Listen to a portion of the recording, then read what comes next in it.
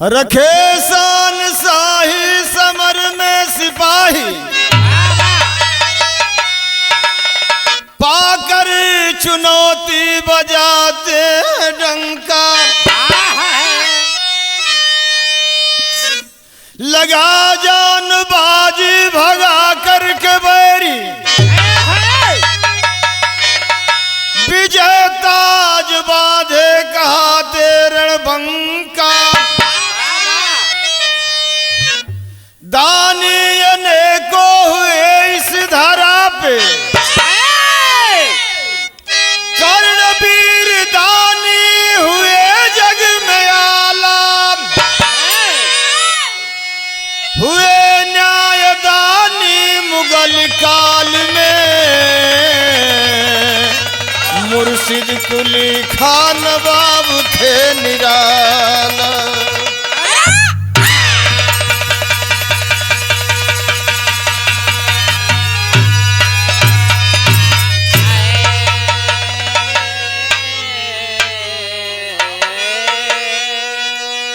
आप लोग अपने जिंदगी में बहुत बिरहा सुन ले हुई हन, लेकिन आप लोगों के बीच एक बिरहा ऐसा परोसे चलत है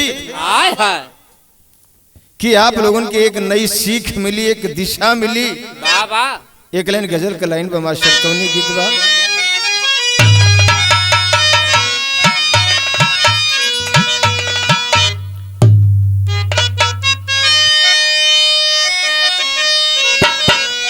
बाबा हमारे मास्टर संकेत करत होन कि आजा मेरी जान, कि आजा मेरी जान, तुझे दिल से मैंने प्यार किया, आजा मेरी जान, तुझे दिल से मैंने प्यार किया, आजा मेरी जान, तुझे दिल से,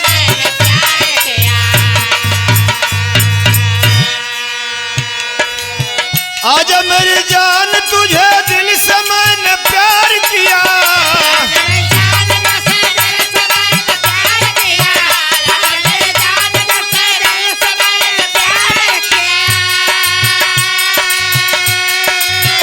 आजा मेरी जान, तुझे दिल से मैंने प्यार किया, प्यार किया, प्यार किया, कसम खुदा की, कसम खुदा की, एक बार न 100 बार किया, कसम खुदा की, एक बार न 100 बार किया, कसम खुदा की।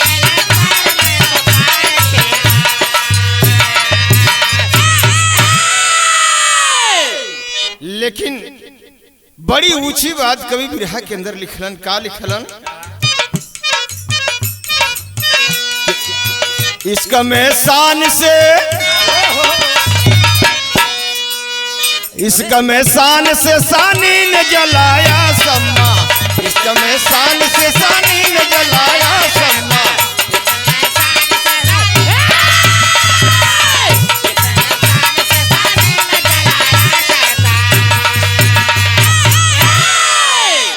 इसका मैं शान से सानी ने जलाया सम्मा,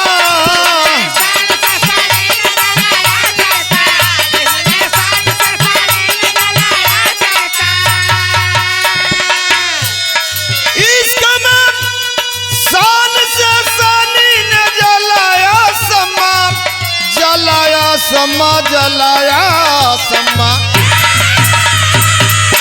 मिटा के जान जिगर, मिटा के जान जिगर अपना बचाया सम्मा, मिटा के जान जिगर अपना बचाया,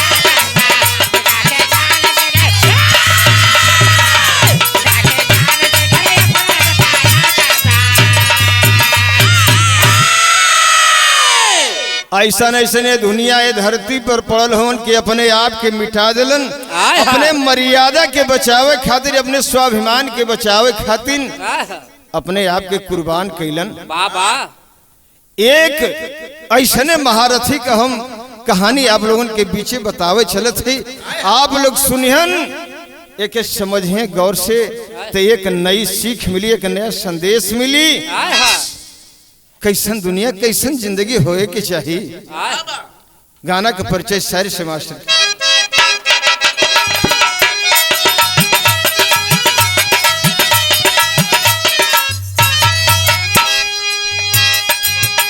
जमाना हिंद में मुगलों की शान शाही थी, औरंगजेब की दिल्ली में वाहवाही थी।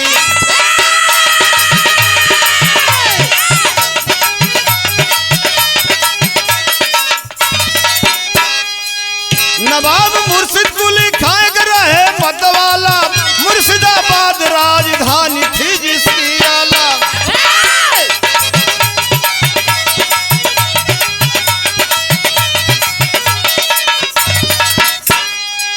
बंगाल बिहार उत्कल की सूबेदारी थी, बहादुर शेर था शेरों की हस्तिहारी थी।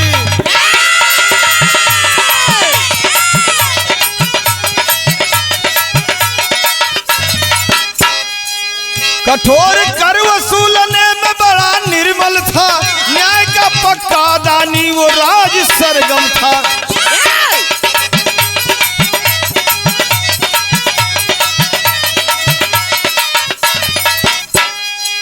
आतंक हिंदुओं में हिंद में मनमानी है।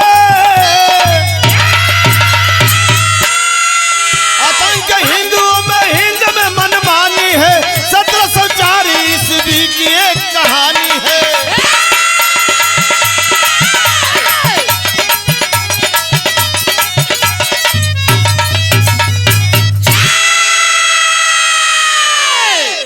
मुर्शिदाबाद के रहे वाला नवाब मुर्शिद कुली खान अपनी जिंदगी में बड़ी शांति पूर्वक अपने प्रजा पालक करतलन, प्रजा का सेवा करतलन। जिंदगी में कोनो खरोच ना लगल, बड़ी सुख में जिंदगी जीतलन प्रजा। लेकिन उनके जिंदगी में एक नया मोड़ आ गल। का मोड़ आल भैया के लिए गीत बदल गई।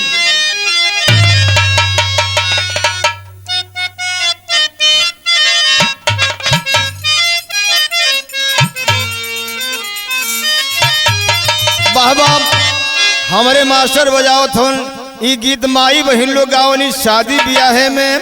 कैसे गावली? कैसे कि यार हमारे बाबुआ के पतारिया मुरिया, यार हमारे बाबुआ के पतारी हो या मुरिया, धीरे से नौआ ना काटू रे हमारे बाबुआ के पतारे।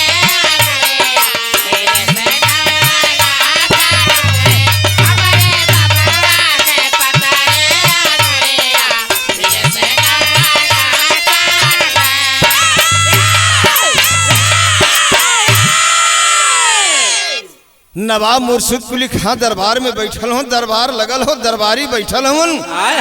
यह सोचत हो कि बड़ी सुना साना लगत हो, कोई फरियादी दरबार में ना आयल। लगत हो कि हमार जनता सुख में जियत हो, मौज मस्ती से जियत हो। तब भइल का यह दरबार में सब लोगन से यह बात कहत हो कि आया फरियादी कोई ना मनैया, अरे आया फरियादी कोई ना मनैया, सुधार कैसे होए भैया। आया फरियादी कोई ना मनैया, सुधार कैसे होए भैया। आया फरियादी कोई ना मनैया, सुधार कैसे होए भैया।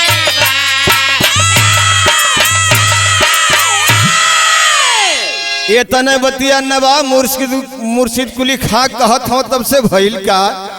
और अखिया से असुआ बावत एक लालनावा,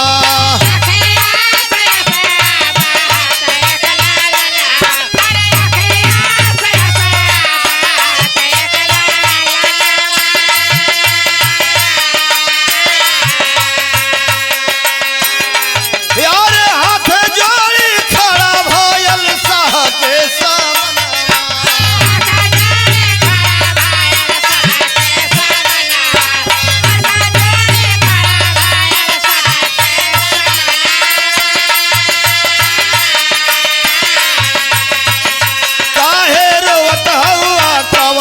दुख दैया। आय हाय हथवा में नवाब मुर्शिद कुली खां ये तनी बतिया जब देखलन कि एक छोट सा मुन्ना रोत है दरबार में, ये हथवा जोड़ के खड़ा हो। नवाब मुर्शिद कुली खां हर सिंहासन से उतर के दौड़ के और कवरिया में उठा ले कहा कि अरे मुन्ना क्यों रो रहा है रे मुन्ना, क्यों रो रहा है, बात क्या है? आज तक मेरे दरबार में कोई रोता हुआ नजर नहीं है, तू रो रहा है, तू रो रहा है, तू रो रहा है, पूरी दरबार रो रही है, बात क्या है रे बेटा बता। यह बतिया कवरिया में भर के नवाब मुर्शिद कुली खां वो छोट सा मुन्ना से कहत हन। वो समझ लड़कवा कहे सरकार हमारा अगर दर्द जानल चाहत हुआ ना, जानल चाहत हुआ कहा बेटा, हाँ हाँ जानल चाहत है बेटा, तू रोत कहे हुआ। ये तनी बतिया कहलन लड़कवा अखिया से झरझर आंसू बहत बा, रोत बा, आपन बतिया बतावे लगल। विदेशिया के अंदर भाव मिलल कवि जी कैसे?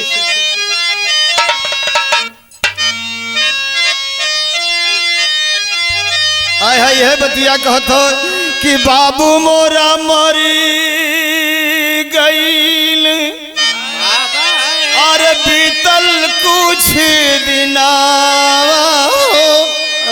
यार गईल विपत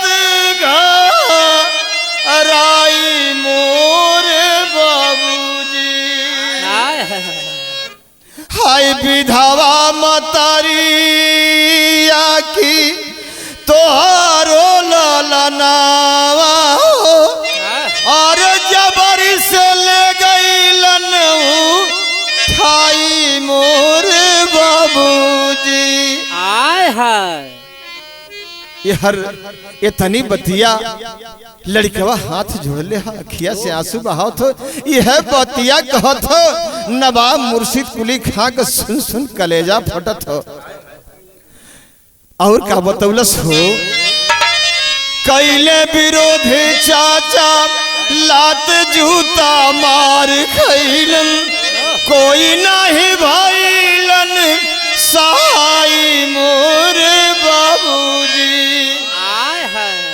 यार बगिया उजरी गईली मोर बाले पनवई में और सूझे नहीं कुछ कहवा जाई मोर बाबूजी। यह बतिया लड़कवा झरझर रोत हो कि अरे बेटा अरे मुन्ना तू रो रहा है, तू रो रहा है, छाती मेरी फट रही है रे बेटा, तू रो रहा है, पूरी दरबार रो रही है, सारे लोग रो रहे हैं रे बेटा बता तू क्या चाहता है? यार सरकार जानल चाहत हुआ, देहल चाहत हुआ सरकार, अगर देहल चाहत हुआ तो एक चीज दे दा, काम मंगल से भी बिरहा की शैली में।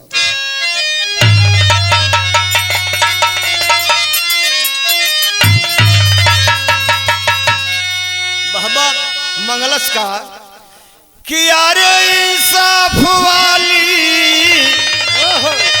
आय है बड़ी ऊंची बात मंगलस कि यार इंसाफ वाली भीख चाहिए, यार न्याय के आफदानी रहा जमाना सीख, अरे हो सीख, अरे हो सीख, अरे न्याय के आफदानी रहा जमाना सीख, इंसाफ वाली भीख चाहिए। यारे दिए हुक्म औलाद को मेरे, यारे दिए हुक्म औलाद को मेरे पेश करो दरबार के बीच। यारे हुआ सामना पिता पुत्र का गर्जा से दरबार के बीच। यारे कल का नजारा कहो सामने, कहाँ रहे तुम पाजी नीच। यारे करो सामने गिरबाला को, नहीं खाल को लूंगा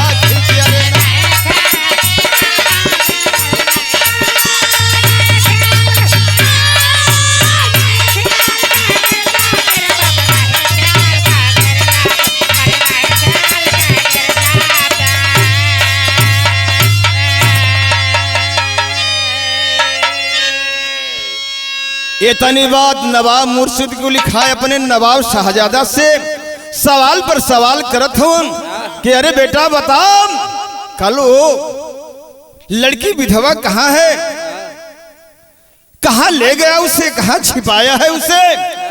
आह इतनी बतिया सुन करके नवाब शाहजादा के गर्दनिया लटक गई, मुहवा से एको बात ना आवत बा।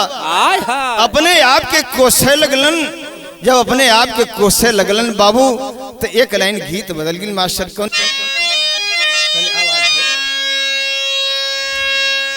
यार गवना करा के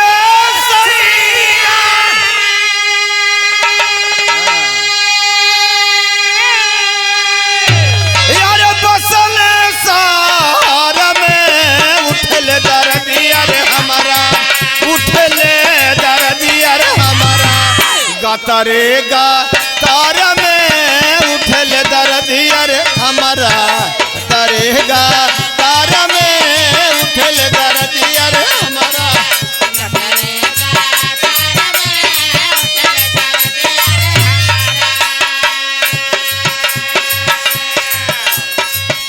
ई तो गीत रहा लेकिन बिरहा के ओर चला भइल का नवाब कुंवर के एको मुहवा से आवाज ना आवत हो।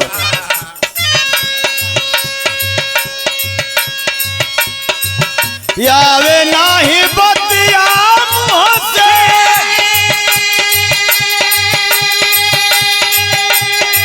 हरु कली जुबानिया भैली ना दनिया रे हमसे, भैली ना दनिया रे हमसे, कर ले गालानिया भैली ना दनिया रे हमसे।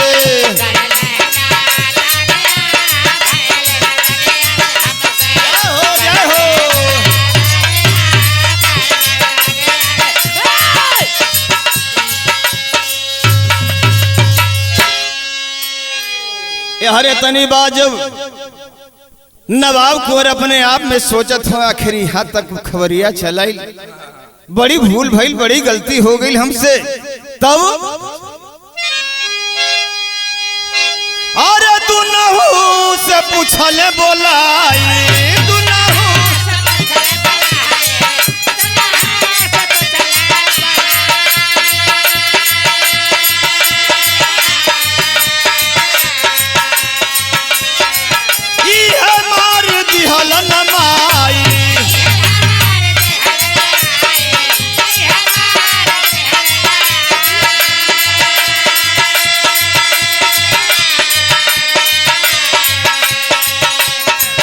बिजली गिराई हमारे जीवानिया भैली ना दनिया रे हमसे, भैली ना दनिया रे हमसे, कर ले गालानिया भैली ना दनिया रे हमसे।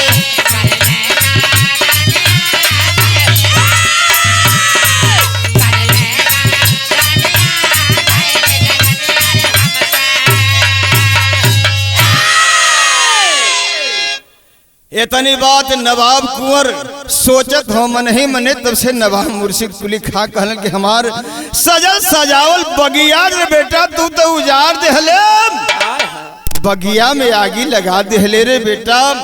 जौने बगिया के हम साज सवार के सुंदर बनावत रहली, वो बगिया में तू तो कांटा बो देले रे बेटा।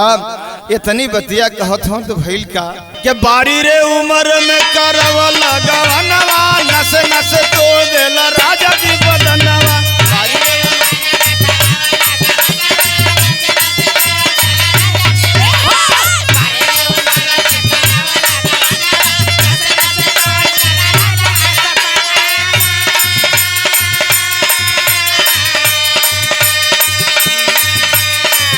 अरे बारी रे उम्र में करवा लगवनवा, नस नस तोड़ देला राजा जी बदनवा।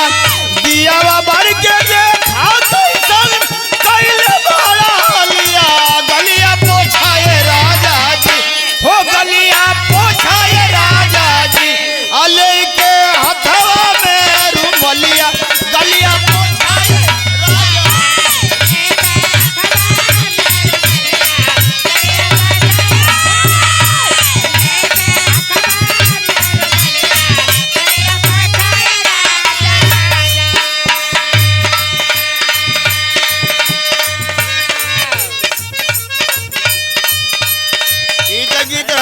बिरहा के ओर चला भइल का। अरे खुनावा पसीनावा से सिंचल चमनवा अगिया लगाया नीचे पापी सही तनावा।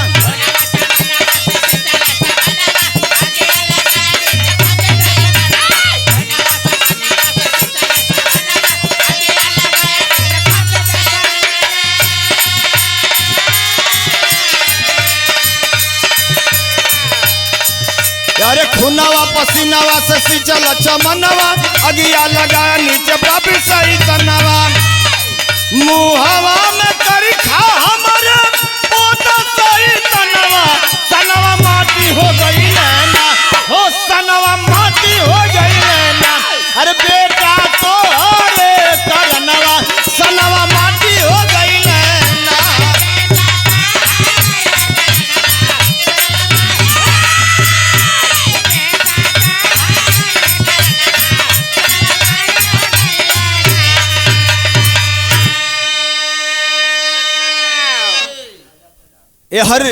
ये तनी बात कहत हो नवाब मुर्शिद कुली खाखिया से झरझर आंसू बहावत हुन। ये सवाल पर सवाल करत हुन तो और का कहलन कि राजा प्रजा का बाप बेटावा के नाता जिंदगी मसान किया कुछ ना बुझाता।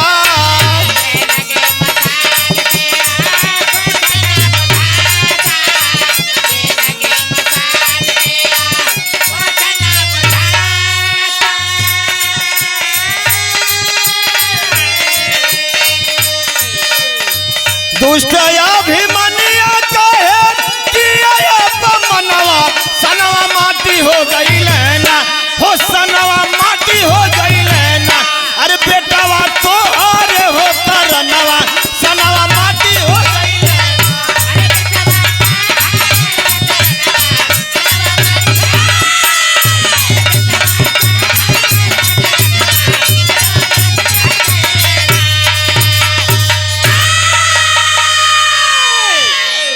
ये तनी बात भरे दरबार में कहलन कि सारा मर्यादा मिट्टी में मिला दिले, सारी मेहनत हमारी मिट्टी में मिला दिले रे बेटा। ये हर भरे दरबार में नवाब शाहजादा के दोस्त जब सिद्ध भइल नवाब मुर्शिद कुली खान निर्णय लेलन कि कल नवाब ज्यादा की गर्दन काटी जाएगी। जरलादों को बुला करके हथवा में हथकड़ी लगल बा जेल खाने में भेजवा दिलन। ई फैसला सुनकर के सब लोग अवाक रह गिलन। कोई के मुंह से एको बात आवत ना बा। ये हर महलिया के अंदर बा बेगम साहिबा जब सुनल छाती पीट पीट के रोवत थी। का कहत है भैया पहबड़ के अंदर भाव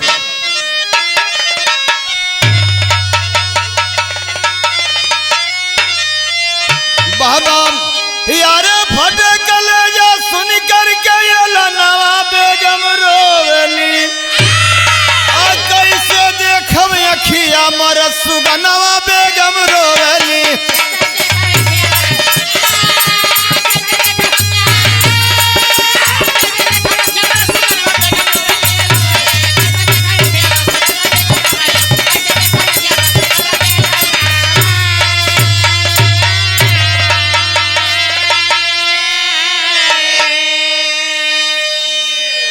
आंसू न होई गोदिया हमारे एक लौटा कुल के तारा हो।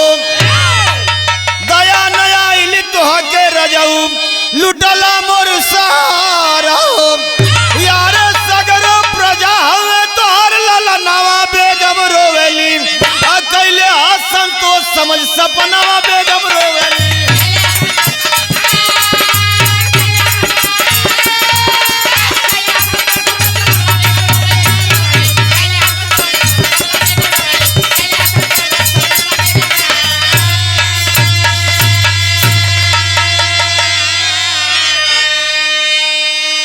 महलिया में बैठे बैठे बेगम साहिबा सुनलिन कि ऐसा निर्णय लेलन काल हमारे बेटवा के गर्दन काटल जाई। हम कैसे देखब हो।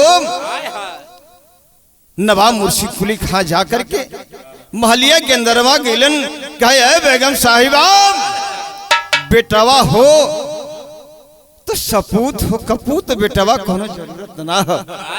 जितनी प्रजा हो तो हर बिटिया बेटा के समान हुवन, ये हने के देख के अपन संतोष कर लिया। ऐसने कपूत बेटवा का जरूरत ना हो। आल्हा के अंदर भाव मास्टर कैसे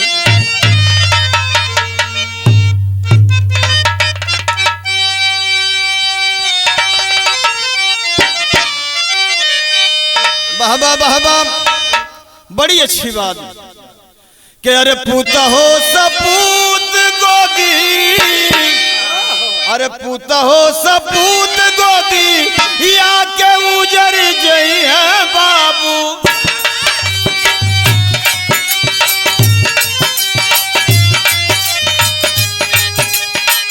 पूता हो कपूत दुनिया में मारी जा,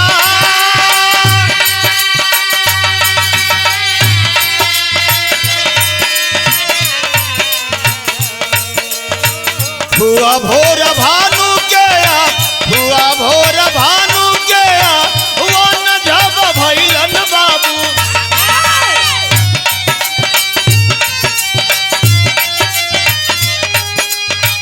गइल नवाब तब दुआरा वही पे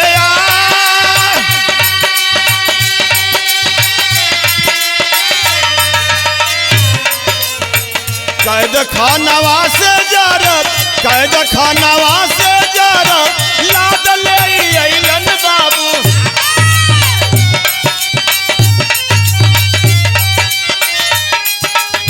हाथों में तेगा जकर चमकता बा,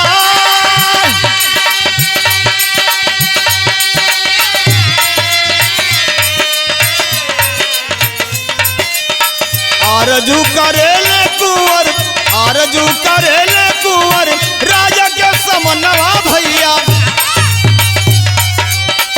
अब न होई गलती हमसे माफ न करा,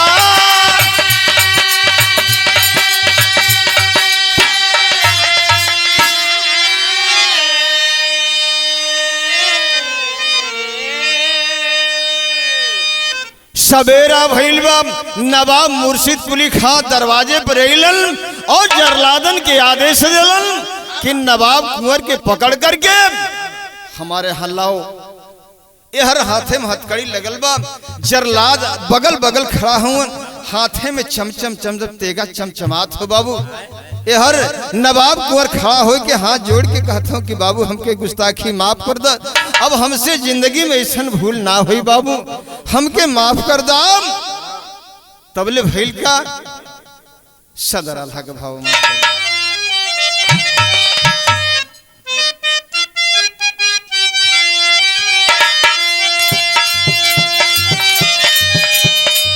बहबा बहबा यार तबले सारा जरलाद पाई गई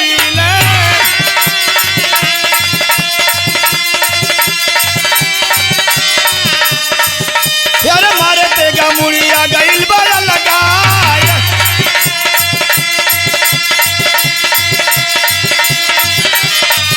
यार तब बुलवाया गिर बाला के समनावा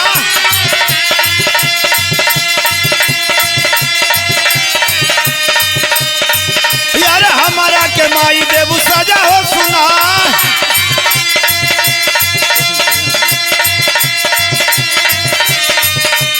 भैया।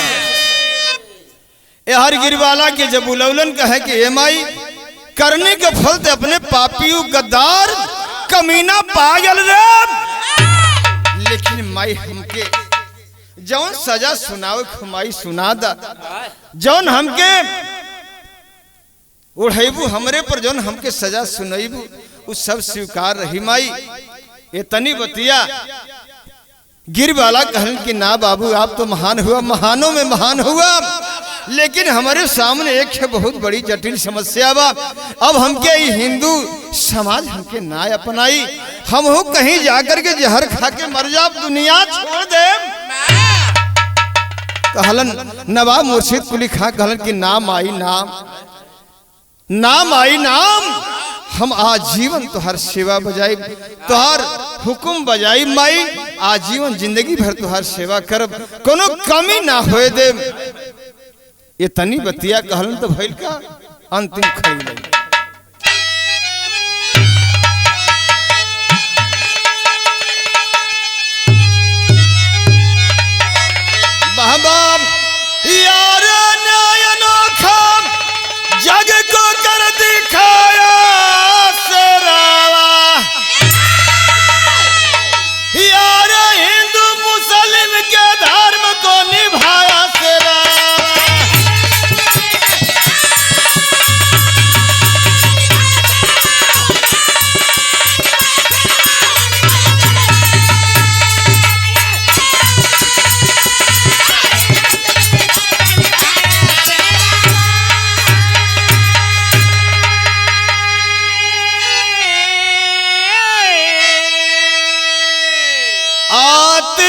जून 1727 को ये भाई अन्याय मुर्शिद कुली गईले स्वर्ग वैसी धाई।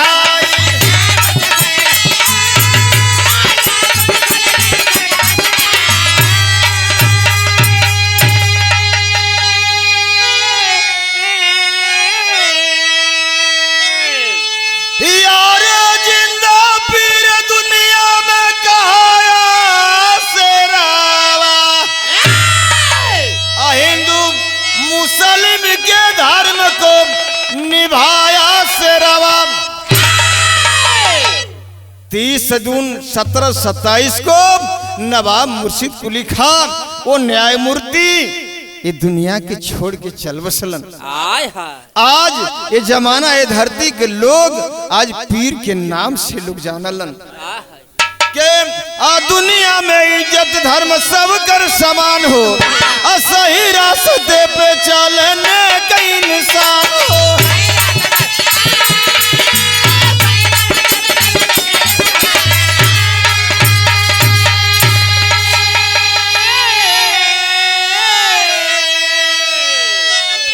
यार समता के रहिया, यार समता के रहिया सिखाया शेरावा, हिंदू मुस्लिम के धर्म को निभाया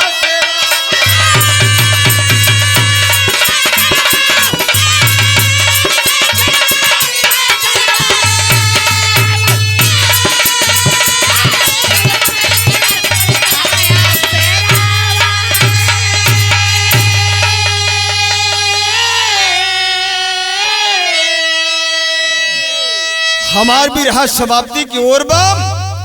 और गुरु घराने का परिचय बा कैसे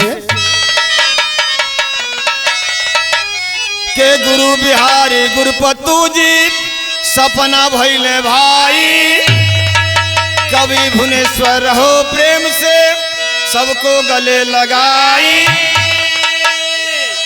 यार इंसाफ वाली भीख चाहिए,